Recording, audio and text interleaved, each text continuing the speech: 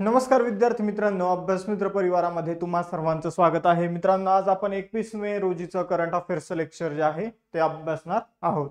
तर डेली जर तुम्ही ही सिरीज फॉलो करत असाल तर लेक्चरला लाईक करा, चॅनलला सबस्क्राईब करून ठेवायचं आहे. बघा मित्रांनो, लेक्चर सुरू करण्यापूर्वी एक न्यूज म्हणण्यापेक्षा एक महत्त्वाची अपडेट तुम्हाला द्यायची आहे की राज्यसेवेसाठी जे डिस्क्रिप्टिव्ह पॅटर्ननुसार तयारी करत आहात मुलं, तर त्यांच्यासाठी 7 जून 2025 पासून एक नवीन बॅच जी आहे ती आपण सुरू करणार आहोत, ज्यामध्ये NCERT plus state board live lecture, recorded lecture, answer writing, notes, test सिरीजचा समावेश असणार आहे. या बॅचची फी जी असणार आहे तर ती 4,999 रुपये पहिले 100 विद्यार्थ्यांसाठी असेल, नंतर फीजमध्ये वाढ होईल, नंतर 7,000 होईल, नंतर 10,000 होईल. त्याचबरोबर जर बघितलं तर आपली जी पहिली बॅच होती त्यामध्ये ॲडमिशन फुल होत आलेले आहे. ज्यांना कुणाला प्रवेश घ्यायचा असेल फाउंडेशन बॅच 1 मध्ये तर ते आता ॲडमिशन घेऊ शकतात. आपण जी फी ठेवलेली आहे त्यामध्ये सुद्धा अजून 10% डिस्काउंट ठेवलेलं आहे फाउंडेशन बॅच 1 मध्ये. तर एक 7-8 ॲडमिशन फक्त त्याची शिल्लक राहिलेली. राज्यसेवा पूर्व परीक्षेसाठी तुम्ही विजयश्री बॅच जॉईन करू शकता. त्याचबरोबर कंबाईन ग्रुप बी आणि ग्रुप सी साठी 2025 साठी फाउंडेशन बॅच 2 आपण सुरू केलेली आहे. हिची सुद्धा फाउंडेशन बॅच 3 जी आहे ती सुरू होणार आहे 7 जून पासूनच. फाउंडेशन बॅच 2 मध्ये ॲडिशनल आम्ही डिस्काउंट दिलेला आहे. ज्यांना घ्यायचं असेल यामध्ये सुद्धा शेवटचे काय ॲडमिशन राहिलेले आहे ते तुम्ही घेऊ शकता. त्याचबरोबर कंबाईनसाठी यशस्वी बॅच आहे मुख्य परीक्षेसाठी ग्रुप बीच्या. त्याचबरोबर विजेता नावाची बॅच आहे आता गटक पूर्व परीक्षेसाठी. लक्ष बॅच सुद्धा आहे, पण आता 1 मंथ रिव्हिजन बॅच आपण विजेता सुरू केलेला आहे. या आपल्या अभ्यास मित्राचा नोट्स आहे, या तुम्हाला नोट्स पॅकमध्ये मिळतील. यासाठी तुम्हाला आपला अभ्यास मित्राचं ऍप्लिकेशन डाउनलोड करायचं आहे, टेलिग्राम चॅनल आणि इंस्टाच्या पेजला फॉलो करायचं. जर तुम्हाला कोणती बॅच जॉईन करायची असेल आणि कुपन कसं यूज करायचं मी तुम्हाला दाखवतो. इथं बॅचवर क्लिक केल्यानंतर तुम्हाला इथं फी दाखवेल. समजा इथं 3,091 ही फाउंडेशन बॅच 2.0 ची फी आहे. मग या ठिकाणी तुम्हाला काय येईल तर एक ऑप्शन येईल हॅव अ कुपन कोड. यावर तुम्ही क्लिक केलं तर कुपन कोड सांगतो. एक कुपन कोड यूज करा, अभ्यास 10 नावाचं कुपन कोड यूज करा. तुम्हाला अजून ॲडिशनल 10% डिस्काउंट मिळेल आणि फी होईल 2783 रुपये. तर अशा प्रकारे तुम्ही कोणतीही बॅच जी आहे ती या कुपन कोडचा वापर करून ॲडिशनल डिस्काउंट जी आहे ती कोणत्याही बॅचवर अभ्यास मित्राच्या मिळवू शकता. सुरुवात करूया 21 मे रोजीच्या करंट अफेअर्सला. पहिला क्वेश्चन आहे, मे 2025 मध्ये 10वीच्या सर्व विद्यार्थ्यांसाठी रोबोटिक्स शिक्षण अनिवार्य करणारं पहिलं राज्य कोणतं ठरलं आहे? तर इयत्ता 10वीचे जे मुलं असणार आहे तर त्यांना रोबोटिक्स विषयी जे काही शिक्षण आहे तर ते कंपल्सरी करणारं राज्य ठरलेलं आहे मित्रांनो केरळ. तर केरळने रोबोटिक्स विषयी शिक्षण जे आहे ते अनिवार्य केलेलं आहे. यानंतर पुढे जाऊया. बघा, आपण जर बघितलं केरळ सरकारने हा निर्णय घेतलेला आहे जो राज्यातील 4.3 लाख 10वी मध्ये शिकणाऱ्या विद्यार्थ्यांसाठी अनिवार्य असणार आहे. हा जो निर्णय आहे तो या शैक्षणिक वर्षापासून 2 जून पासून लागू होणार आहे. आपण जर बघितलं दिवसेंदिवस आपण AI, रोबोट्स या गोष्टींमध्ये आपण दिवसेंदिवस इम्प्रूव्हमेंट वगैरे बघत आहोत. या गोष्टी आपल्याला आजूबाजूला बघत आहोत. आजकालही आपण AIचा वापर करतो. तुम्ही प्रत्यक्ष अप्रत्यक्षरित्या आर्टिफिशियल इंटेलिजन्सशी कनेक्टेड आहात. तर त्यामुळे केरळ सरकारने हा निर्णय घेतलेला आहे की मुलांना रोबोटिक्सचं शिक्षण दिलं पाहिजे, जेणेकरून उद्या जाऊन जी काही जगाची डिमांड आहे त्यामध्ये आपल्या मुलांना अजूनच स्थान जे आहे, काम जे आहे ते मिळालं पाहिजे. आपण जर बघितलं तर पुढे जाऊया. आता या अभ्यासक्रमाची प्रभावी अंमलबजावणी जी आहे ती Kerala infrastructure and technology for education नावाची संस्था करणार आहे. राज्यभरातील शाळांना 29,000 रोबोटिक किट जे आहे ते दिल्या जाणार आहे. आता भारतातील पहिल्या गोष्टी इथं बघूया आपण. भारतातील पहिले लांडग्यांचे अभयारण्य लातेहार झारखंडमध्ये सुरू झालं. भारतातील पहिले quantum computing village Amravati Andhra प्रदेशमध्ये सुरू झालं. भारतातील पंचवटी एक्सप्रेसमध्ये पहिलं ATM कोणी बसवलं तर बँक ऑफ महाराष्ट्राने बसवलं. फ्रेड डेरिंग्टन सँड मास्टर पुरस्कार मिळवणारे पहिले भारतीय कोण ठरले? सुदर्शन पटनायक. त्यानंतर भारतीय सैन्याने पहिल्यांदाच FPV कामेकाजी ड्रोनची चाचणी कुठे केली तर पठाणकोट पंजाबमध्ये. देशातील पहिले स्वदेशी MRI मशीनची चाचणी कुठे करण्यात आली? एम्स दिल्लीमध्ये. लखनौ उत्तर प्रदेश येथे बांधलेली भारतातील पहिली नाईट सफारीचं नाव काय तर कुकरेल. INS गुलदार जे आहे ते भारतातील पहिलं जलमग्न संग्रहालय बनलेलं आहे, सिंधुदुर्ग या ठिकाणी बनवलं जात आहे.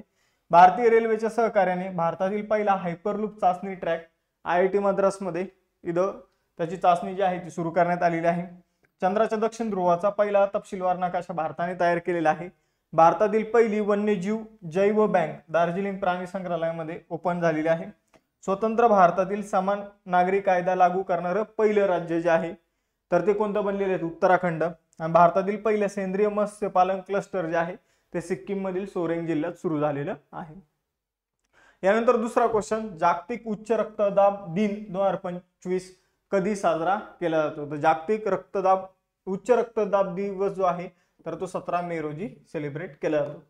तर बघा मित्रांनो, उच्च रक्तदाब यामुळे काय धोका होऊ शकतो तर त्याबाबत जागरूकता वाढवण्यासाठी हा दिवस सेलिब्रेट केला जातो. 17 मे 2005 पासून हा दिवस जो आहे तो सेलिब्रेट केला जातो दरवर्षी 17 मेला. यावर्षीची थीम आहे measure your blood pressure accurately, control it, live longer. यानंतर पुढे जाऊया. तिसरा क्वेश्चन, केंद्रीय मंत्री अश्विनी वैष्णव यांनी भारतातील पहिल्या 3 नॅनोमीटर चिप डिझाईन केंद्राचे उद्घाटन कुठे केले?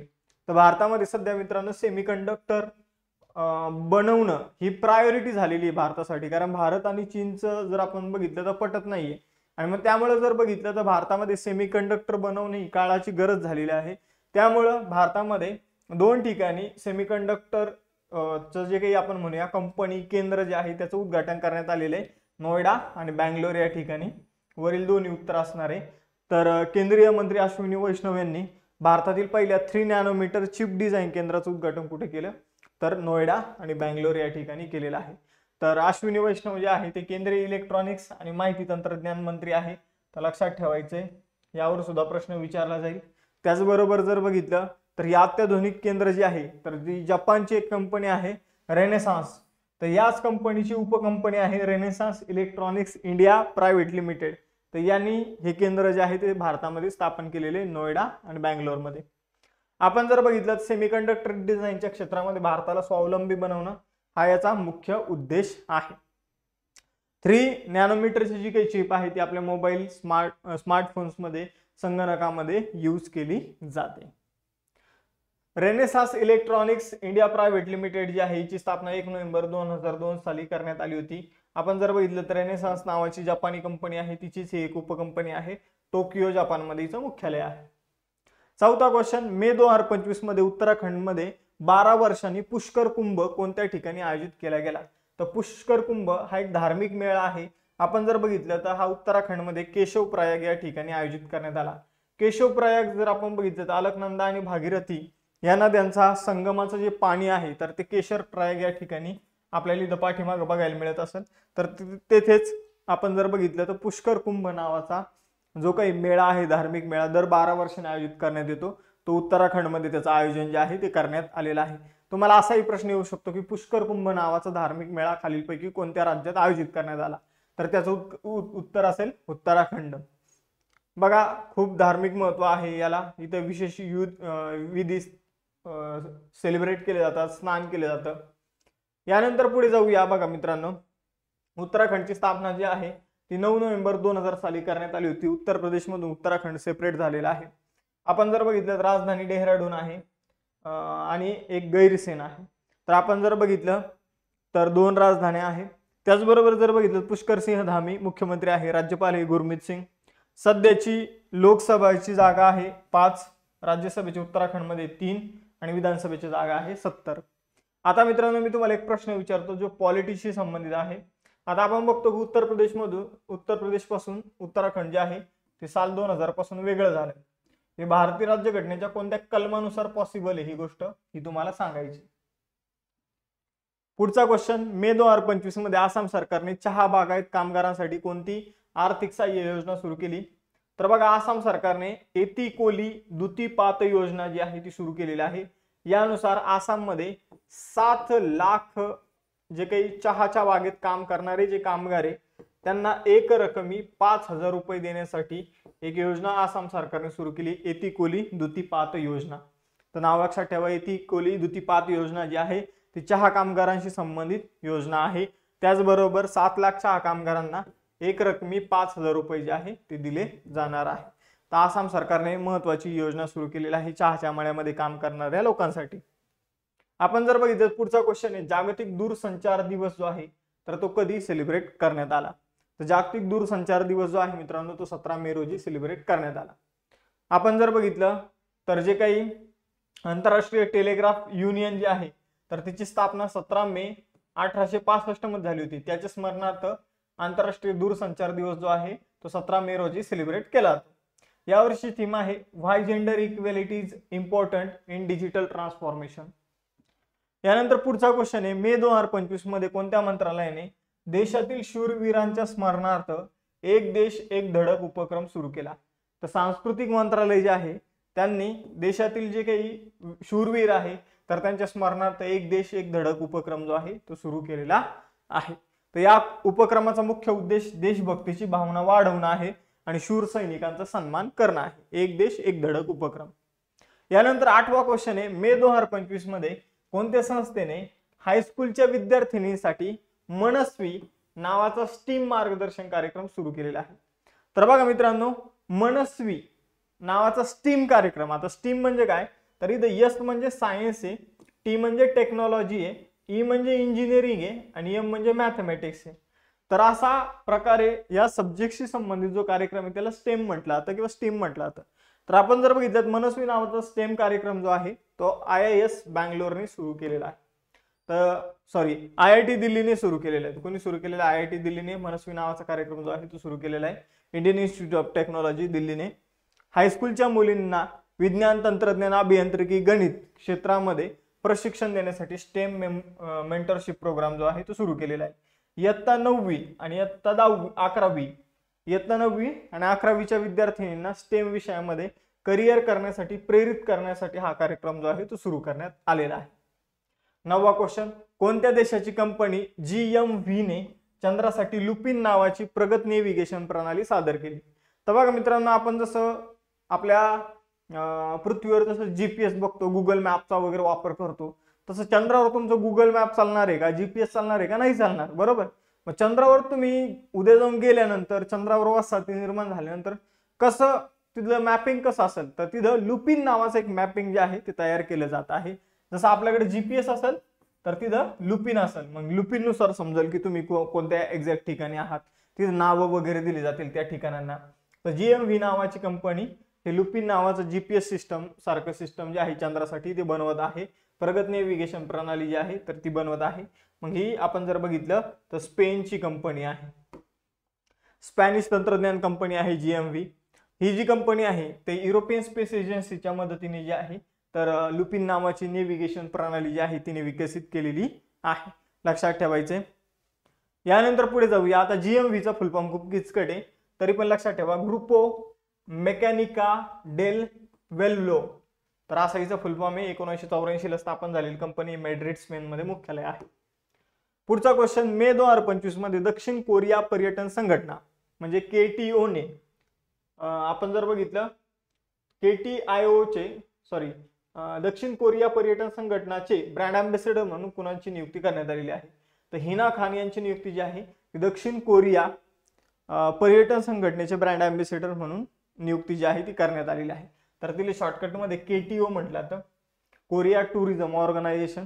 तर आपण जर बघितलं तर भारतीय अभिनेत्री, सोशल मीडिया आपण जर बघितलं तर इन्फ्लुएन्सर हिना खान यांना काय करण्यात आलेलं आहे तर कोरिया टुरिझम ऑर्गनायझेशनचे ब्रँड अँबॅसेडर किंवा दक्षिण कोरिया पर्यटन संघटनेचे ब्रँड अँबॅसेडर जे आहे ते बनवण्यात आलेलं आहे.